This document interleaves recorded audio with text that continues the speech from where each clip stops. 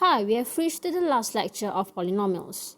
And in this last lecture, we would like to find the roots of the equations and the zeros of a polynomial. Let's look at example 1.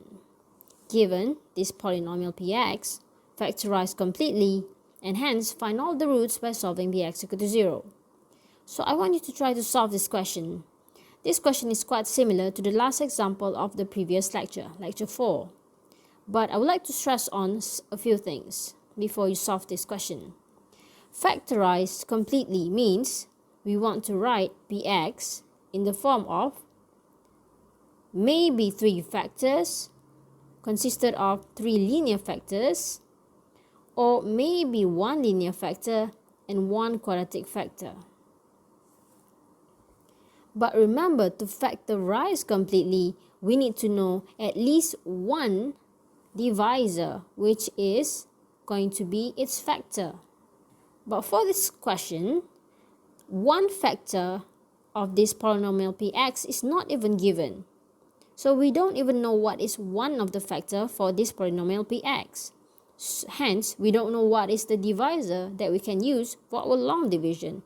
We know that the polynomial should be inside of this long division symbol. But what will be outside of this long division symbol? What will be our divisor? So it should be our factor, but we don't know what's the factor. So how to find that one factor? So to find it, you have to find using try and error method. What does try and error means? Refer to the previous lecture, last example. Try and error here means that you have to substitute any value of x. You can try from the smallest value of x, maybe x equal to -1, maybe x equal to +1, and then try out -2, +2, and so on. You can try any number that you like, but start from the smallest number to the larger number. Please don't simply press your calculator and write that value down, because the method is called as try and error. Also show where's your error. For example, if you substitute in a number and that number is not equal to 0, then you have to try to substitute another number until you get that the answer is equal to 0. This means that the remainder is 0. So when the remainder is 0, this means that it is a factor of that polynomial. So you can use that factor as your divisor. Alright, after you have found your divisor or your factor there, you can divide it and then find your quotient. Once you have found your quotient, remember to write it in this form and then try to factorize it until you can't factorize it again. So remember, how to write the final answer is in terms of the roots. So roots here means x equal to something. Okay, so zeros would be the numbers only, but roots is x equal to that number. So try example 1 out and we'll discuss in the next lecture. Similar to example 1, example 2 wants you to find the roots of this equation. But in example 2, the factor is given. So in example 2, the first question wants you to show that 3x minus 2 is a factor of the polynomial. So how to show that it's a factor of polynomial? Remember, to show, you just have to find what is the value that makes it 0. Okay, what is that value? And then substitute that value into your polynomial. Let's say we let this as px. So when you substitute that value into that polynomial, if it's a factor, then your remainder must equal to? What does your remainder equal to? Remember your factor theorem. If 3x minus 2 is the factor of the polynomial, and then you substitute the value of x inside here, your remainder must equal to 0. Okay, so once you have shown that it's equal to 0, that's how you answer the first question, which is show. And next, find the roots of the equation. So to find the roots of that equation, you know one of the factor of the polynomial, and then you need to find out the other 2 linear factors or that one quadratic factor. So to find that one factor, what do you have to do? Okay, so you know the polynomial, and then you will know the factor, one of the factor. So how to find the other two factors? Remember, when you want to find this, the things that you don't know, you just have to divide your polynomial with that factor that you have just found, or it's just 3x minus 2. Because for this question, one of the factor is given, not like in example 1. So you can simply divide with that factor 3x minus 2 as your divisor. Okay, try example 2 out and we'll discuss in the next lecture. Okay, example 3. 2 is a zero of polynomial px. Find the values of m. If 2 is a zero of this polynomial, it means that when we substitute this value 2 inside the x, the answer of the polynomial will equal to, it will be equal to 0, because that's the factor theorem. So we can simply substitute in number 2 into the x of the polynomial, and then we solve this. After you have solved this, since the question wants you to find the values of m, so leave m on the left hand side and then arrange it in a quadratic form. Since this is just an quadratic equation, so you can simply press your calculator and factorize it. You find the answers for your m is 4 and also negative 6. So these are the values of m for example 3. Now look at example 4. Given the polynomial qx, it has a factor x plus 1. Express n in terms of m, hence write qx in terms of m and x.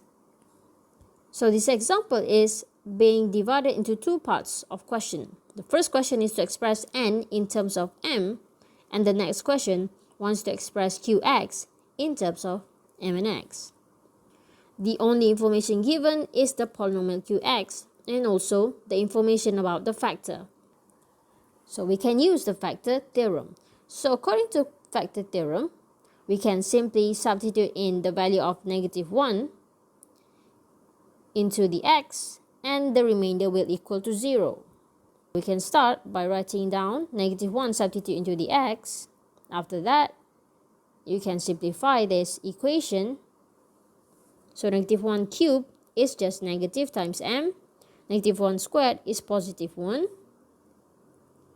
And then you can open this bracket. Negative 1 multiplied all of this. You can open the bracket and expand. So that's why you get positive m. Next, you minus with 12. After that, simplify your m and n's. Negative m plus m will go.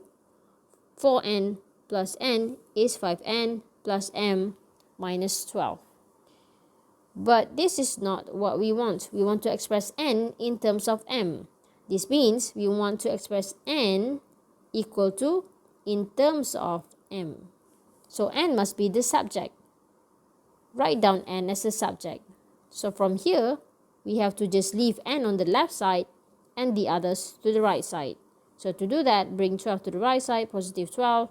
Bring m to the right side, minus m, and then divide with 5. So your final answer is 12 minus m, divide with 5. The next part of the question wants you to write qx in terms of m and x. And how to do that?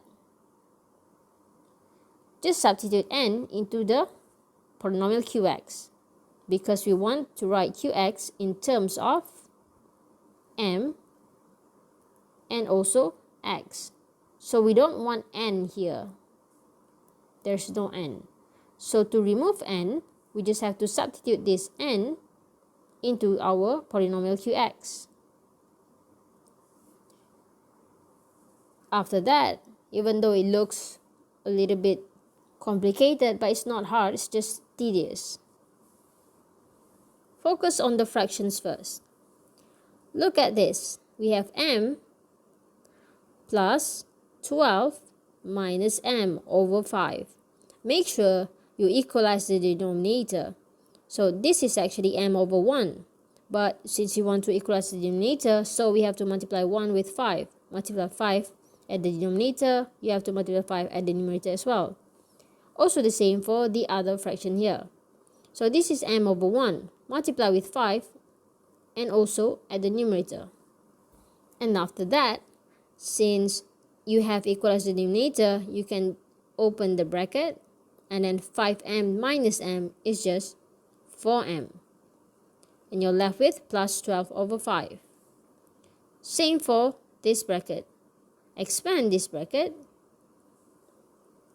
you will get 48 minus 4m. And then 5m minus with 4m, you get positive 1 over 5m. And also positive 48 over 5. Next, what you do is, just to tidy things up, you can factorize this 1 over 5, take it out of this bracket. So that's why you have 1 over 5 in front. And then also you do the same thing for the other bracket. You can take out 1 over 5, and what's left is just m plus 48. Now check whether it's in the simplest form or not. We can also factorize 4. We can factorize 4 here. So what's left in the bracket is just m plus 3. And that's the simplest form now. Okay, you have answered the question because the question wants you to write qx in terms of m and x, and there's only m and x. In this step, no n. And it's already in the simplest form. So that's your final answer. Okay, thank you for watching.